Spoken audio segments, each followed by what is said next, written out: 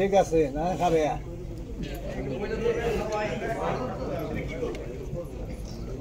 সরেন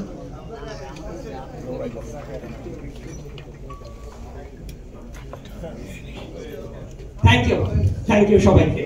তো আমাদের আলোচনা অনুষ্ঠান চলতেই থাকবে, অন্যান্য অতিথি যারা আছেন তাদেরকে স্টেজে আসন গ্রহণ করার জন্য অনুরোধ করছি এবং আলোচনাটা চলতেই থাকবে।